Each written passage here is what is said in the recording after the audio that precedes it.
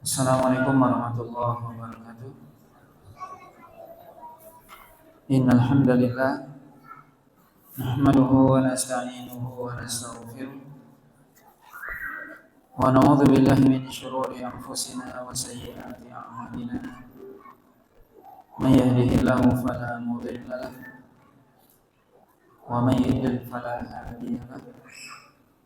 Asyhadu an la ilaha illallah wahdahu la syarika lahu wa asyhadu anna Muhammadan abduhu wa rasuluh alladzi la rasula wa la nabiyya ba'dahu. Ya ayyuhalladzina amanu taqullaha haqqa tuqatih wa la tamutunna illa wa antum muslimun. Amma ba'd. Bapak dan Ibu kaum muslimin dan kaum muslimat yang dirahmati Allah Subhanahu wa taala. Alhamdulillah, puji dan syukur senantiasa kita sampaikan kepada Allah Subhanahu wa taala. Salawat dan salam kita sampaikan kepada Rasulullah sallallahu alaihi wasallam dan juga kepada keluarga beliau, para sahabatnya, serta orang-orang mukmin yang senantiasa mengikuti beliau sampai hari kiamat nanti. Pada malam hari ini kita lanjutkan pembahasan dari tafsir surah Hud, yaitu awakhir, bagian akhir dari surah Hud, yaitu ayat yang ke-116. Allah Subhanahu wa taala berfirman, A'udzu billahi minasyaitonir rajim. Falaula kana minal quruni min qablikum ulu baqiyati yanhauna 'anil fasadi fil ardi illa qalilan mimman anjayna minhum wattaba'a alladziina zalamu ma utrifu fihi wa kanu mujrimin. Allah Subhanahu wa taala mengatakan, tidakkah ada dari umat-umat terdahulu, dari waktu yang sudah berlalu, dari abad-abad yang lalu, umat-umat sebelum kalian, ulu baqiyah, yaitu sisa-sisa dari orang yang baik atau sisa dari orang-orang yang soleh, yanhauna 'anil fasadi fil ardh, yang mereka mencegah atau melarang dari perbuatan kerusakan di muka bumi,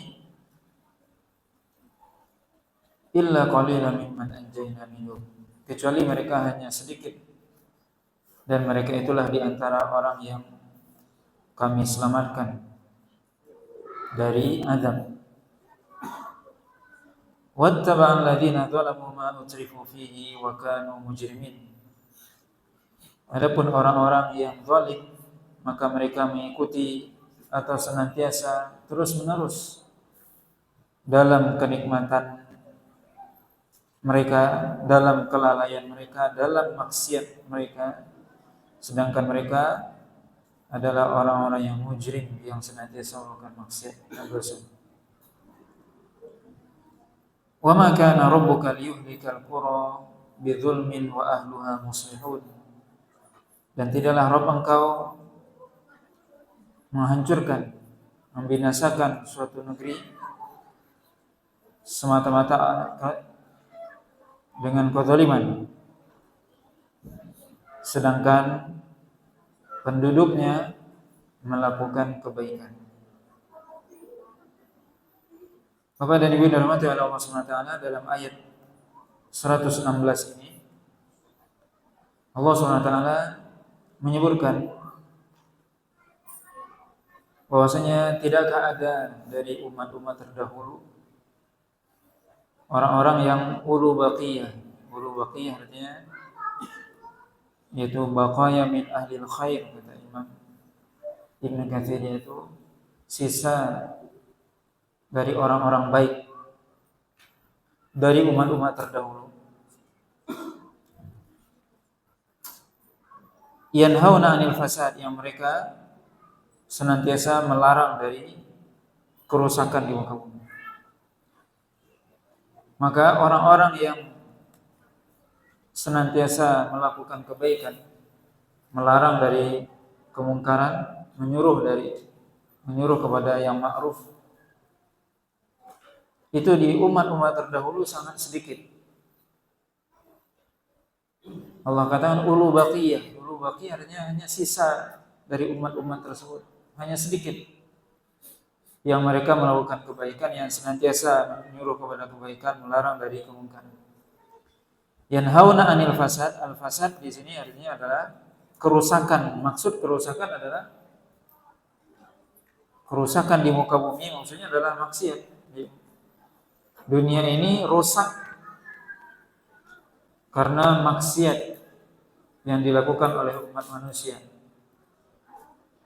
Tentunya dimulai dari maksiat yang paling besar, kesyirikan, kekufuran, dosa-dosa besar. Itulah yang merusak muka bumi. Inilah yang membuat rusak dunia. Bukan yang merusak dunia itu longsor, banjir. Itu kerusakan yang ringan. Karena kerusakan yang hanya fisik. Dan justru terjadinya banjir, longsor, gempa dan sebagainya bisa jadi itu sebabnya adalah dosa. Maka kalau seandainya suatu negeri beriman penduduknya, kalau amana ahlul qura amanu wattaqau, kata Allah, la fatahna 'alaihim barakatim minas sama'i wal ardh. Kalau seandainya penduduk suatu negeri beriman dan bertakwa, kami bukakan keberkahan di langit dan di bumi. Maka justru Allah timpakan bencana itu karena dosa dan maksiat. Jadi dosa dan maksiat itu adalah kerusakan dan yang mengundang kerusakan atau yang mengundang bencana di muka bumi.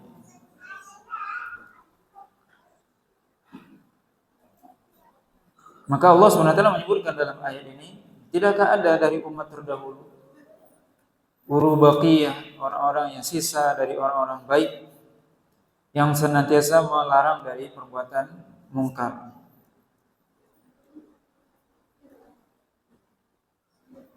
Maka ayat ini menjelaskan bahwasanya seorang dikatakan melarang dari yang mungkar, melarang dari kerusakan, yaitu melarang dari perbuatan dosa. Dan tidak hanya seseorang dianjurkan menyuruh kepada yang baik, yang ma'ruf. Karena ada sebagian orang mengatakan bahwasanya dakwah itu hanya mengajak kepada yang baik saja. Ajaklah kebaikan, ajaklah manusia melakukan kebaikan. Lambat laun juga kemungkaran hilang. Tidak. Tidak seperti itu. Itu pemahaman yang keliru. Kita diperintahkan untuk menyuruh kepada yang ma'ruf, mengajak kepada kebaikan, mengajak kepada ketaatan kepada Allah, juga melarang dari perbuatan dosa dan maksiat. Makanya Allah SWT katakan, wal takum minkum ummatun yad'una ilal khair, ya'muruna bil ma'ruf wa yanhauna 'anil munkar. Hendaknya ada di antara kalian, kata Nabi SAW, sekelompok orang yang dia menyuruh kepada yang ma'ruf, mencegah dari yang mungkar. Itulah dua sisi dari dakwah. Bahwasanya dakwah itu mengajak kepada kebaikan dan melarang dari keburukan. Dua-duanya harus dilakukan. Justru kalau kita hanya mengajak kepada kebaikan, tidak melarang dari kemungkaran, artinya kemungkaran dibiarkan saja, justru kemungkaran itu akan mengundang bencana dari Allah SWT.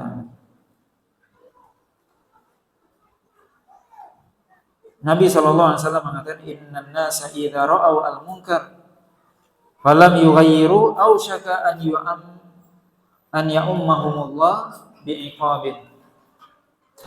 Kata Nabi SAW, sesungguhnya manusia jika mereka melihat kemungkaran kemudian mereka tidak merubahnya, maka hampir saja Allah SWT akan mengumumkan azab. Maksudnya mengumumkan, memberikan azab itu kepada manusia secara keseluruhan. Secara umum semua orang mendapatkan azab, walaupun dia tidak melakukan kemungkaran itu. Tapi dia lihat, dia tahu, dia mampu, tapi dia tidak merubah kemungkaran. Maka Nabi SAW mengatakan, man ra'a minkum munkaran falyughayyirhu biyadihi fa illam yastati' fa bi lisanihi wa illam yastati' fa bi qalbihi wa dzalika adhaful iman. Kata Nabi SAW, siapa yang dia melihat kemungkaran, rubahlah dengan tangannya. Kalau dia mampu, rubah dengan tangan, kekuasaan. Kalau dia memiliki wewenang. Kalau tidak, falyughayyirhu bilisan. Hendaknya dia merubah dengan lisannya, menyampaikan, menasihati. Kalau tidak, fa biqalbi, kata Nabi, itu dengan hatinya, mengingkari dengan hati, yaitu membenci kemungkaran dan meninggalkan perbuatan mungkar tersebut, atau meninggalkan majlis tersebut, atau orang yang melakukannya. Itu maksud dari mengingkari dengan hati, dan itu adalah selemah iman. Artinya orang mukmin tentunya dia tidak suka melihat kemungkaran dan tidak suka duduk bersama orang yang melakukan kemungkaran, dan juga tidak suka kepada orang yang melakukan kemungkaran. Kalau ada orang yang melakukan kemungkaran, maka imannya seseorang akan berontak. Tidak suka dia melihat kemungkaran, tidak suka dia duduk di majelis tersebut, risih. Ini majelis kemungkaran. Maka dia pergi dan benci kepada orang yang melakukan kemungkaran itu. Itu konsekuensi iman. Dan itu selemah-lemah iman, kata Nabi. Makanya kalau ada orang yang dia ada kemungkaran di depan dia, dia duduk aja di situ. Yang penting kan hati saya mengingkari, kata dia. Apa yang Anda ingkari dengan hati terlihat dengan anggota tubuh Anda. Anda akan pergi dari situ.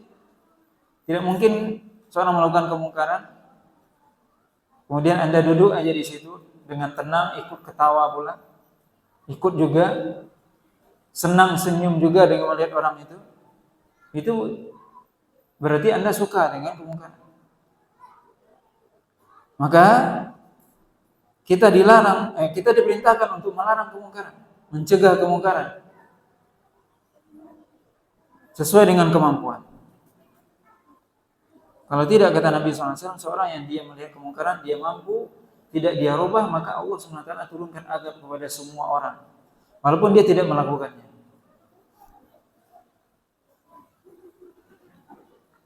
Allah SWT katakan, illa qalilan mimman anjayna minhum, kecuali sedikit dari umat-umat terdahulu yang mereka melarang dari kemungkaran.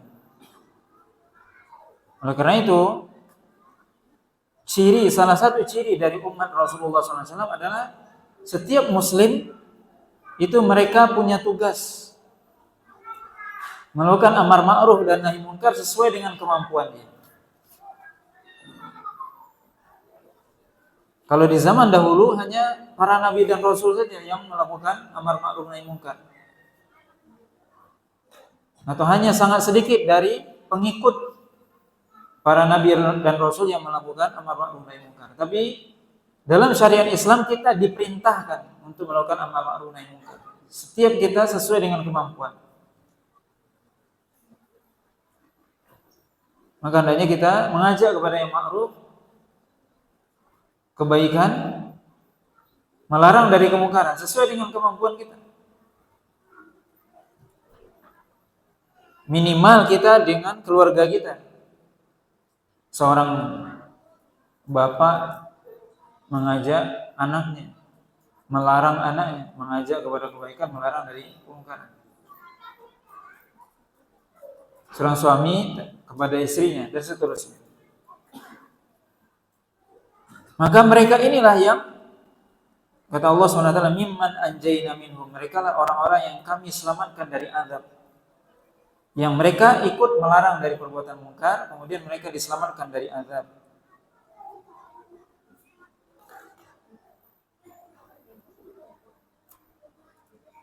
Maka tugas kita melarang, mengingkari. Supaya apa? Salah satu tujuannya adalah kita diselamatkan dari azab ketika Allah SWT menurunkan azab.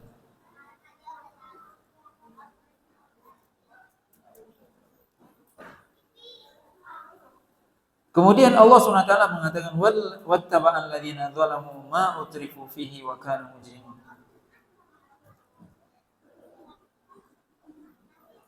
Dan adapun orang-orang yang zalim, yaitu orang-orang yang senantiasa mereka melakukan dosa, kezaliman, baik kezaliman kepada Allah SWT ataupun kepada makhluk, menzalimi dalam artian tidak menunaikan hak Allah atau menzalimi makhluk, tidak menunaikan hak makhluk. Adapun orang-orang yang melakukan kezaliman, maka mereka senantiasa mengikuti kezaliman tersebut, terus-menerus melakukan kezaliman. Ketika dilarang dari perbuatan zalim, perbuatan mungkar, mereka terus. Allah SWT katakan, adapun orang-orang yang zalim, dia terus tetap dalam dosa maksiat yang mereka lakukan, walaupun mereka sudah dilarang, sudah dicegah. Maka ini menunjukkan kepada kita bahwasanya tugas kita hanya menyampaikan. Tugas kita menyampaikan. Ini tidak boleh, ini dilarang. Tidak boleh kita hanya diam saja. Adapun mereka, kalau mereka tetap dalam kezaliman mereka, itu urusan mereka. Tapi tugas kita sudah kita lakukan. Allah SWT katakan, dan orang-orang yang zalim senantiasa mereka mengikuti, senantiasa mereka terus-menerus dalam apa yang mereka nikmati dari dosa dan maksiat tersebut. Wa kanu mujrimin, dan mereka senantiasa melakukan perbuatan dosa. Kemudian ayat selanjutnya Allah SWT katakan, wa ma kana rabbuka liyuhlikal qura bidzulmin wa ahluha muslihun. Dan tidaklah Rabb engkau menghancurkan suatu kaum, suatu daerah, suatu tempat, suatu kampung karena kezaliman. Maksudnya karena kezaliman adalah Allah menzalimi mereka, tidak. Tapi mereka Allah hancurkan karena kezaliman yang mereka lakukan. Artinya tidak mungkin mereka Allah hancurkan sedangkan mereka dalam ketaatan. Wa ahluha muslihun, sedangkan penduduk negeri itu melakukan perbaikan, melakukan ketaatan kepada Allah. Tidak mungkin Allah hancurkan. Penduduk mana yang Allah akan hancurkan? Ya Allah akan azab, yaitu orang yang melakukan dosa dan maksiat, kezaliman. Adapun penduduk suatu negeri yang mereka taat kepada Allah SWT, mereka senantiasa beribadah kepada Allah, tentunya mereka tidak diazab oleh Allah, tidak disiksa oleh Allah SWT. Allah tidak menzalimi hamba. Wa ma rabbuka bidzallamin lil abid, dan Rabb engkau tidaklah menzalimi hamba. Maka Allah SWT tidak mungkin menghancurkan suatu negeri sedangkan penduduk negeri itu taat kepada Allah SWT. Tapi Allah SWT akan menghancurkan, menurunkan azab, siksa kepada suatu negeri kalau mereka melakukan kezaliman, kalau mereka melakukan dosa dan maksiat kepada Allah SWT. Allah SWT mengatakan dalam ayat yang lain, wa ma zalamnahum walakin zalamu anfusahum. Yaitu wa ma zalamnahum, dan kami tidaklah menzalimi mereka. Allah SWT tidak menzalimi makhluk, tapi mereka yang menzalimi diri mereka dengan dosa dan maksiat.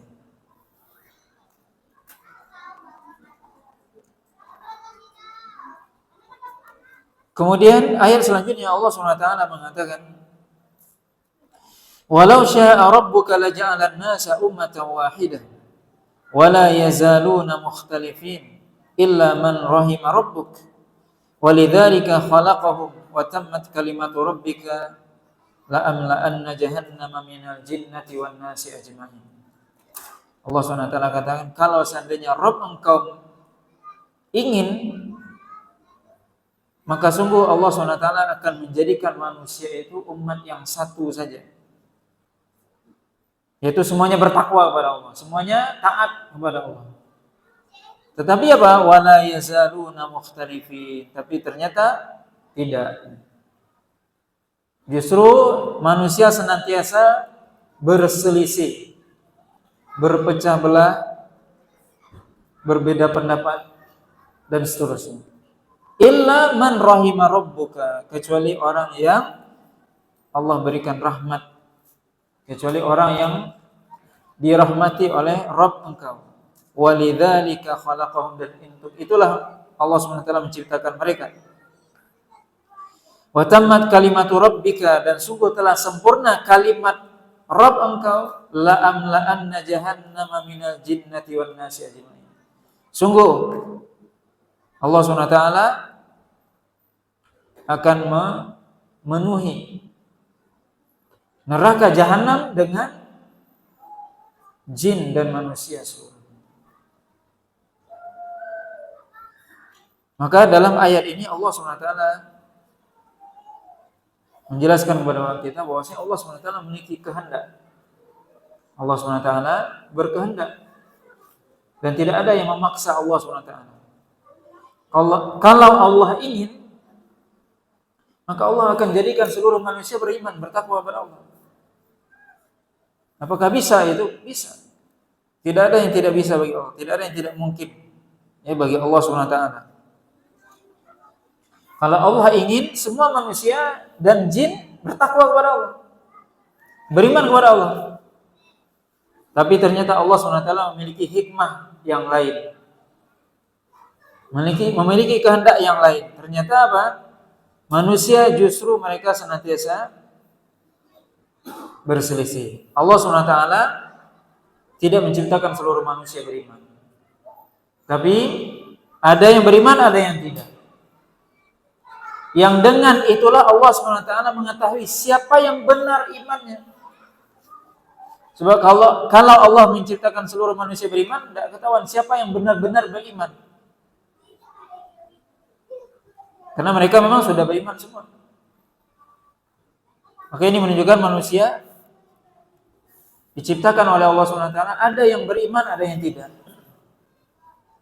Dan itu adalah ujian bagi manusia agar Allah SWT ingin melihat siapa yang benar-benar imannya, siapa yang tidak.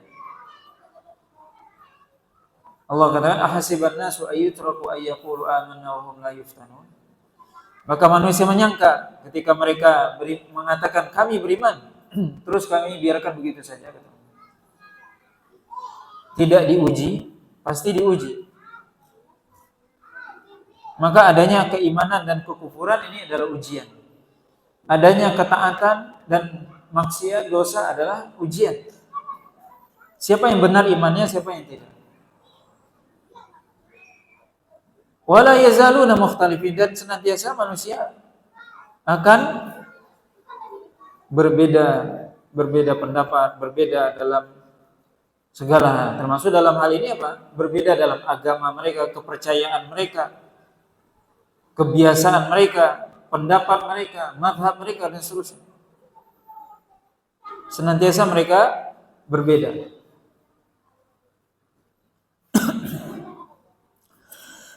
Makanya Nabi SAW mengatakan dalam hadis bahwa orang-orang Yahudi itu terpecah menjadi apa? 71 golongan.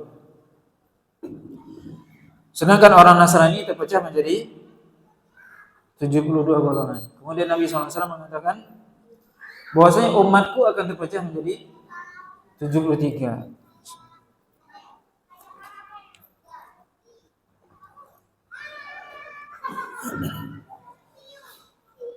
Nabi mengatakan bahwasanya umatku akan terpecah menjadi 73 golongan. Yang mana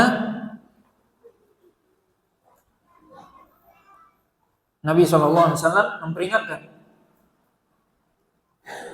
bahwasanya 72 golongan ini diancam neraka, diancam. Kecuali satu dari 73. Siapa mereka wahai Rasul? Yaitu Nabi SAW mengatakan ma ana alaihi wa ashabi, yaitu orang yang mengikuti aku dan sahabat. Maka sudah menjadi sunnatullah bahwasanya manusia berbeda dalam keyakinan, berbeda dalam mazhab, pendapat dan sebagainya. Dan itu adalah ujian dari Allah SWT. Kata Allah SWT, illa man rahimah rabbu, kecuali orang yang Allah rahmati. Maka orang yang dirahmati oleh Allah SWT, mereka tidak berpecah belah. Maka golongan yang selamat itu hanya satu. Golongan yang tidak selamat itu banyak. Nabi mengatakan umat ini akan terpecah menjadi 73. Seluruhnya diancam neraka kecuali satu. Berarti apa? 72 golongan ini adalah golongan yang tidak benar. Mereka ada 72 golongan. Sedangkan golongan yang benar hanya satu. Menunjukkan bahwasanya kebenaran hanya satu. Kemudian orang-orang yang senantiasa di atas kebenaran, mereka dimanapun mereka berada, kapanpun, mereka tetap satu. Satu keyakinan mereka, satu pendapat mereka, satu akidah mereka, satu ibadah mereka. Tidak bermacam-macam. Adapun golongan yang tidak benar, mereka bermacam-macam. Akidahnya bermacam-macam. Maka kalau kita baca dalam sejarah Islam, bagaimana?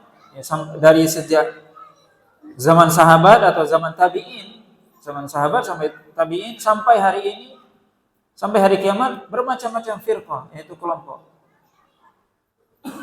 di dalam Islam. Mulai dari kaum Syiah, Khawarij, ada Qadariyah, ada Jabariyah, ada Murji'ah, ada Mu'tazilah, Jahmiyah, dan seterusnya. Asy'ariyah, Maturidiyah, Kullabiyah, dan banyak. Yang mana di antara mereka juga saling berselisih. Antara Syiah dengan Khawarij, mereka berselisih. Antara Jabariyah dan Qadariyah, antara Jahmiyah, Mu'tazilah, mereka juga saling berselisih. Antara Asy'ariyah juga berselisih pendapat mereka. Di antara, jadi orang-orang ahlul batil di antara mereka juga saling berselisih. Adapun ahlu sunnah sejak zaman Nabi sampai hari kiamat tidak pernah berselisih mereka. Satu keyakinan mereka. Keyakinan mereka tentang Al-Quran, keyakinan mereka tentang Allah, tentang Rasulullah, tentang hari kiamat, tentang sahabat, tentang iman. Semua keyakinan mereka sama. Ini menunjukkan kebenaran itu satu. Maka itulah golongan yang dirahmati oleh Allah SWT. Di mana orang yang dirahmati oleh Allah tidak berselisih. Bersatu. Dan memang persatuan mendatangkan rahmat Allah SWT. Tapi perselisihan mendatangkan kebalikan, laknat Allah dan kemarahan Allah. Maka kalau kita lihat sejak zaman Nabi sampai hari kiamat, sampai hari ini, sampai hari kiamat, golongan yang benar ahlu sunnah wal jamaah itu satu. Keyakinan mereka apa? Pembahasan mereka tentang iman, tentang takdir, tentang hari kiamat, surga neraka sama. Tapi kelompok yang di luar ahlu sunnah itu bermacam-macam. Yang ahlu sunnah cuma satu dan mereka tidak berselisih. Tapi kelompok di luar ahlu sunnah itu sangat banyak dan di antara mereka saling berselisih. Maka ini menunjukkan apa? Kebenaran hanya satu. Dan orang yang mengikuti kebenaran adalah orang yang dia dirahmati oleh Allah SWT. Allah katakan walidzalika khalaqahum. Karena itulah Allah SWT menciptakan mereka. Yaitu apa? Allah SWT sudah mentakdirkan. Ada orang yang taat, ada yang tidak taat. Ada yang muslim, ada yang kafir, ada yang mukmin, ada yang musyrik. Itu sudah menjadi takdir Allah SWT. Ada ahlu sunnah, ada di luar ahlu sunnah, ahlul bid'ah dan sebagainya. Itu sudah menjadi takdir Allah SWT. Allah katakan wa tammat, dan sungguh telah sempurna, selesai. Kalimat rabbika, sudah sempurna kalimat Rabb engkau, yaitu telah sempurna takdir Allah SWT, ketetapan Allah SWT, di mana Allah SWT akan memenuhi neraka jahanam dengan jin dan manusia. Disebutkan dalam hadis yang diriwayatkan oleh Imam Bukhari dan Muslim dari Abi Hurairah radhiyallahu taala anhu, bahwasanya surga mengatakan, surga berkata, ini Nabi SAW berbicara, maka surga itu berbicara, makhluk. Faqalatil jannah, surga berkata, mali la yadkhuluni illa dha'afatun nas wa safatuhum. Yaitu apa? Ada apa denganku? Kenapa ya tidak masuk ke dalamku kecuali adalah orang-orang yang lemah dari kalangan manusia. Kemudian neraka mengatakan, adapun aku yang masuk ke dalamku adalah al-mutakabbirin, yaitu orang-orang yang sombong, wa mutajabbirin, dan orang-orang yang bengis. Faqala Allah azza wa jalla lil jannah, Allah SWT berkata kepada surga, anti rahmati arhamu biki man asya. Engkau wahai surga adalah rahmatku, aku akan merahmati hambaku denganmu. Aku akan merahmati, engkau adalah rahmatku yang aku merahmati hambaku yang aku kehendaki dengan dirimu, yaitu dengan surga. Wa qala linnar anti adzabi. Kemudian Allah SWT berkata kepada neraka, kamu adalah azabku, yang mana aku akan mengazab orang yang aku kehendaki. Wa likulli wahidatin minkuma mal'uha aw mil'uha, dan setiap kalian berdua akan dipenuhi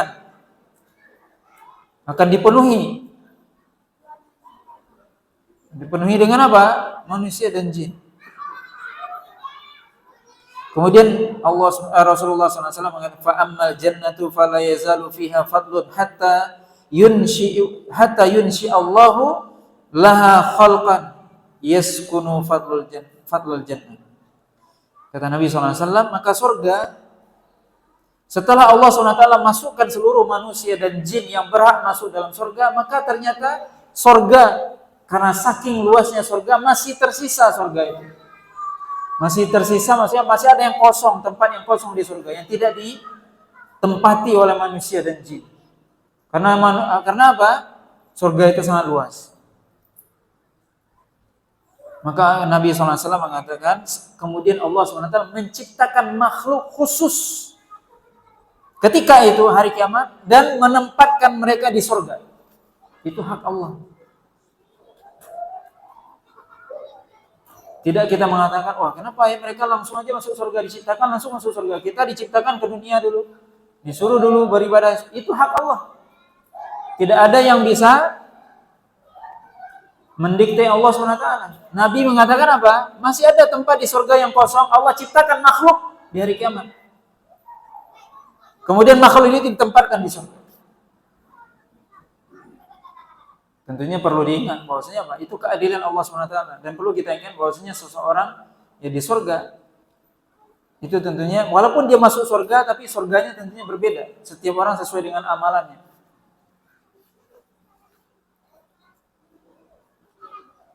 Maka ya tentunya derajat orang yang beriman di surga tentunya lebih tinggi daripada makhluk tadi. Sebagaimana juga disebutkan apa? Allah SWT menciptakan di surga bidadari. Tapi wanita soleha di dunia lebih baik daripada bidadari surga. Itu yang perlu diingat. Jadi Anda jangan mikir, wah saya dapat bidadari aja lah. Wanita soleha, istri Anda yang soleha di surga, dia lebih baik daripada bidadari. Maka itu keadilan Allah SWT. Wa amman nar, adapun neraka, maka senantiasa neraka mengatakan tambah lagi, masih ada enggak yang mau dimasukkan ke dalam neraka ini? Sampai Allah SWT meletakkan kakinya ke dalam neraka. Kemudian ketika itu neraka mengatakan cukup, ya Allah. Maka ini hadis Nabi SAW berbicara tentang yang gaib, kita wajib mengimani. Allah SWT punya kaki, iya. Mana dalilnya? Ini hadis diriwayatkan oleh Imam Bukhari dan Muslim. Sampai Allah SWT meletakkan qadamahu, meletakkan kakinya di neraka. Kemudian apa? Neraka mengatakan, neraka bisa. Qattu ada cukup. Wa izzatuka atau wa izzatika, demi kemuliaan engkau, kata neraka. Maka artinya apa? Allah SWT dalam ayat tadi mengatakan bahwasanya Allah SWT sudah menetapkan bahwasanya surga akan dipenuhkan. Neraka Allah akan penuhkan. Dalam ayat tadi, la'amla'anna jahannama. Aku akan memenuhi neraka jahanam dengan jin dan manusia. Begitu juga surga. Itu sudah menjadi ketetapan Allah SWT. Itu sudah menjadi takdir Allah yang tidak mungkin dirubah. Tidak bisa kita merubah. Allah yang sudah menetapkan. Maka kita hanya menjalaninya saja. Wa kullan naqussu 'alaika min amba'ir rusul ma nuthabbitu bihi fu'adak. Kata Allah SWT, dan semua kisah yang kami kisahkan ya dalam surah Al-Hud ini, Allah SWT sudah menceritakan kepada Rasul kisah, mulai dari kisah Nabi Nuh, kisah Nabi Saleh, Nabi Hud, Nabi Lut, Nabi Ibrahim, kemudian Nabi Syuaib. Allah SWT sudah ceritakan. Kata Allah, kullan naqussu 'alaika, dan seluruh kisah-kisah ini kami ceritakan kepada engkau wahai Muhammad min amba'ir rusul, dari berita-berita tentang rasul-rasul sebelumnya. Apa tujuannya? Apa tujuannya Allah SWT menceritakan kisah-kisah umat terdahulu, rasul-rasul terdahulu dalam Al-Quran? Kata Allah SWT, ma nuthabbitu bihi fu'adak, yaitu tujuannya agar kami bisa menguatkan hatimu. Maka ini salah satu faedah dari kisah. Allah SWT menceritakan kisah umat terdahulu dengan kaumnya, para nabi dan rasul terdahulu dengan kaumnya, supaya apa? Agar hati engkau wahai Muhammad kuat, tetap di atas kebenaran. Bagaimana Allah SWT menceritakan? Ya ketika seolah-olah Allah mengatakan apa? Engkau wahai Muhammad berdakwah menghadapi tantangan, rintangan. Begitu juga umat terdahulu begitu. Nabi Nuh bagaimana berdakwah 950 tahun. Bagaimana Nabi Hud, Nabi Saleh, tantangannya sangat berat. Maka ketika mendengarkan cerita kisah tersebut apa? Itu menjadi pelajaran. Ini membuat hati menjadi tetap di dalam ketaatan kepada Allah, dalam dakwah kepada Allah SWT. Maka ini tentunya juga bagi kita ketika kita mungkin mulai lemah atau futur dan sebagainya, salah satu obatnya adalah dengan membaca sirah, yaitu dengan membaca kisah umat-umat terdahulu. Bagaimana orang terdahulu ketika kita mendapatkan misalnya ujian, tantangan, baca kisah umat terdahulu, kisah para nabi dan rasul, kisah orang-orang soleh di zaman dahulu. Bagaimana ujian mereka sangat berat, lebih berat daripada kita, jelas itu, pasti. Maka itu yang meneguhkan hati kita. Itu salah satu faedah kisah. Makanya Allah SWT menyebutkan dalam Al-Quran, maka sebagian dari Al-Quran isinya adalah kisah. Apa tujuannya? Agar kita hatinya tetap dalam ketaatan kepada Allah SWT. Kita mengambil ibrah. Wa ja'aka fi hadhil haqq, dan datang kepada engkau kisah ini dengan kebenaran, ya, dalam surat ini. Dan seluruh kisah yang disebutkan dalam Al-Quran adalah benar, bukan dongeng Al-Quran. Yang Allah ceritakan dalam Al-Quran, kisah Nabi Nuh, kisah Nabi Adam, kisah Nabi Musa, semuanya adalah kisah yang hak, yang benar, bukan dongeng, bukan cerita fiksi atau yang lainnya, bukan. Wa mau'izatun, dan menjadi pelajaran. Ini faedah dari apa? Kisah. Menjadi pelajaran bagi kita. Bagaimana kita membaca kisah misalnya umat-umat terdahulu yang mereka mendustakan para nabi dan rasul, maka mereka dihancurkan oleh Allah. Ini jadi pelajaran. untuk tidak kita tiru. Itu maksudnya pelajaran. Wa dzikra lil mu'minin, dan peringatan bagi orang yang beriman. Menjadi peringatan. Siapa yang bisa mengambil peringatan? Hanya orang beriman. Wa dzakir fa inna dzikra tanfa'ul mu'minin, kata Allah. Dan beri peringatanlah, karena peringatan itu bermanfaat bagi siapa? Bagi orang beriman. Maka Allah SWT menceritakan kisah. Siapa yang bisa mengambil faedah? Siapa yang bisa mengambil pelajaran? Siapa yang bisa mendapatkan peringatan dari kisah yang Allah sebutkan dalam Al-Quran? Orang yang beriman. Orang yang hatinya tunduk kepada Allah. Tapi kalau dia tidak beriman, tidak tunduk, dia tidak dapat faedah dari kisah itu. Makanya tentunya kita tahu bahwasanya Al-Quran ini kan kitab terbuka untuk umum. Maksudnya siapa saja bisa baca Al-Quran ini. Orang kafir pun bisa dia baca Al-Quran. Bisa dia paham Al-Quran, bisa. Tapi apakah dia bisa mengambil faedah dari Al-Quran? Enggak semua orang yang bisa hafal Quran, enggak semua orang yang bisa paham Al-Quran yang bisa mengambil faedah. Tidak semua orang yang hafal Quran, tidak semua orang yang paham Al-Quran bisa mengambil faedah dari Al-Quran. Siapa yang bisa mengambil faedah? Orang beriman. Maka hafal Al-Quran belum tentu itu tidak jaminan dia bisa mengambil faedah dari Al-Quran. Dia paham Al-Quran belum tentu. Betapa banyak orang-orang kafir, orang-orang orientalis yang mereka sebagai mereka hafal Quran, paham Al-Quran, tahu dia maksudnya, tapi tidak dapat pelajaran dari Al-Quran, tidak mendapatkan faedah dari Al-Quran, karena tidak beriman. Maka siapa yang bisa mengambil pelajaran dari Al-Quran? Orang yang beriman. Maka iman, makanya disebutkan bahwasanya orang terdahulu yaitu mengajarkan kepada anak mereka iman terlebih dahulu, baru Al-Quran. Dengan Al-Quran bertambah iman. Jadi yang diajarkan pertama kali kepada anak kita adalah iman. Iman kepada Allah, iman kepada malaikat, iman kepada kitab, Nabi dan Rasul, hari kiamat, takdir. Itu kita ajarkan dulu. Baru diajarkan Al-Quran. Setelah diajarkan Al-Quran bertambah iman. Makanya Allah katakan innamal mu'minuna alladzina idza dzukirallahu wajilat qulubuhum wa idza tuliyat 'alaihim ayatuhu zadatuhum iman. Jika dibacakan Al-Qur'an bertambah iman. Bagi siapa? Orang yang beriman. Kan innamal mu'minun, sungguhnya orang beriman kalau dibacakan Al-Qur'an bertambah iman. Bari kalau dia tidak beriman, dibacakan Al-Qur'an tidak tambah imannya.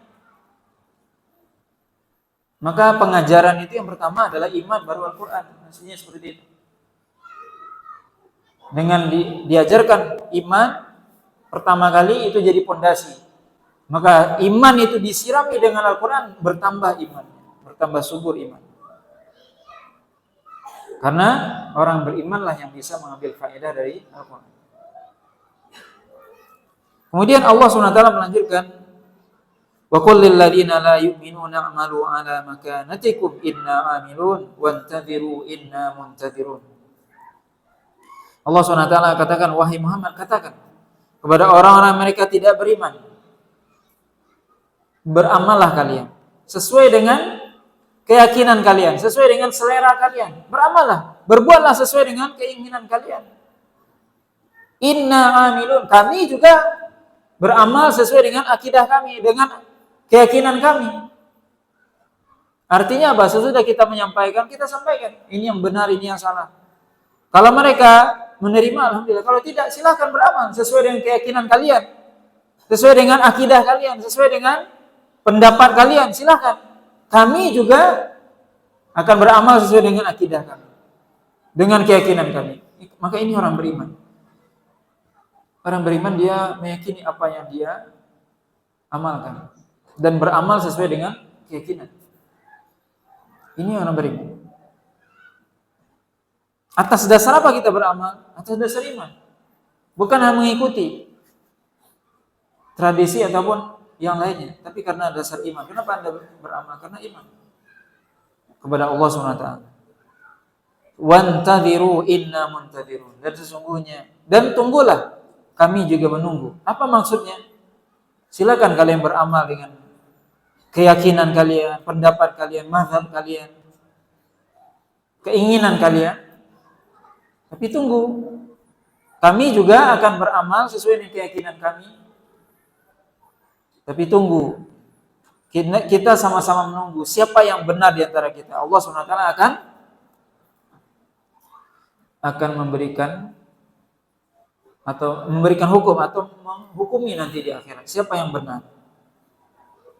Apakah yang benar itu yang mengikuti Al-Quran dan hadis, mengikuti Allah dan Rasulnya, atau yang mengikuti selain itu. Silakan beriman, silakan beramal sesuai dengan keyakinan. Tapi kita juga beramal. Maka tunggu saja. Allah SWT akan memutuskan siapa yang benar. Sebab tentunya semua orang di dunia ini mengklaim semuanya benar.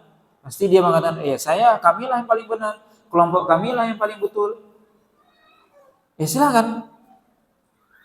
Kalau memang kalian mengaku benar, silakan beramallah sesuai dengan keyakinan tersebut. Tapi lihat, tunggu. Nanti bagaimana Allah SWT akan memutuskan siapa yang benar, paling benar di antara kita. Tentunya ayat ini umum, baik itu disampaikan kepada orang kafir. Orang-orang kafir, silakan kalian yang mengingkari Islam, yang tidak beriman kepada Islam, silakan kalian beramal kalau memang menurut kalian itu yang benar. Sedangkan kami hanya mengamalkan Islam. Atau selain itu juga, Ahlus Sunnah mengatakan kami beramal dengan apa yang diajarkan oleh Allah dan Rasulnya, yang diajarkan oleh para sahabat. Adapun selain Ahlus Sunnah, mereka juga akan beramal sesuai dengan akidah mereka, keyakinan mereka, silakan.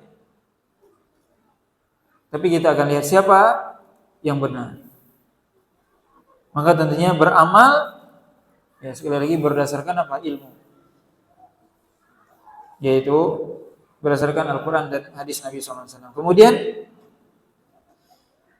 ayat terakhir dalam surah ini Allah SWT katakan, walillahi ghaibus samawati wal ardh wa ilaihi yurja'ul amru kullu fa'budhu wa tawakkal alaihi wa ma rabbuka bighafilin amma ta'mal.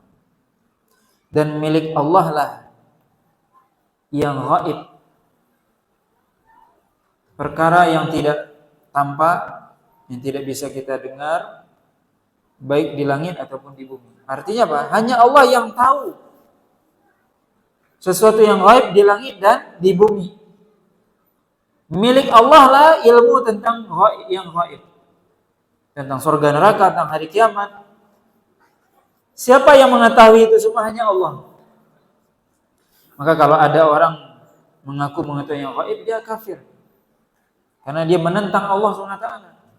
Karena Allah SWT yang mengetahui yang gaib. Hanya Allah yang mengetahui yang gaib. Tidak ada satupun di antara manusia yang mengetahui yang gaib. Walillahi ghaibus samawati wal ardh. Dan Allah lah yang memiliki, yang mengetahui perkara yang gaib di dunia, di langit dan di bumi. Wa ilaihi yurja'ul amru, dan kepada Allah lah seluruh urusan dikembalikan. Kita di dunia ini hanya beramal, seluruh perkara kita akan dikembalikan kepada Allah SWT. Kulluhu, ya seluruhnya. Wa ilaihi yurja'ul amru kulluhu, yaitu apa? Kepada Allah lah, atau kepadanya lah seluruh urusan itu dikembalikan. Fa'budhu, maka ini perintah Allah SWT. Beribadahlah kepada Allah saja. Wa tawakkal alaihi, dan serahkan diri kepada Allah SWT. Serahkan segala urusan kepada Allah, bertawakal kepada Allah, serahkan segala urusan kepada Allah. Bagaimana kita menyandarkan diri hanya kepada Allah. Maka ini tugas kita. Tugas kita adalah beribadah kepada Allah SWT dan menyerahkan segala urusan kita hanya kepada Allah SWT. Wa ma rabbuka bighafilin amma ta'malun. Dan Allah SWT tidak lalai terhadap apa yang kalian lakukan. Allah SWT Maha mengetahui. Allah tahu yang gaib, yang tidak tampak oleh manusia, Allah tahu. Maka Allah SWT akan memberikan balasan. Maka beribadahlah, baik orang lihat atau tidak, karena Allah yang tahu. Beribadahlah kepada Allah SWT dan bertawakallah kepadanya, karena Allah SWT mengetahui. Dia Maha mengetahui.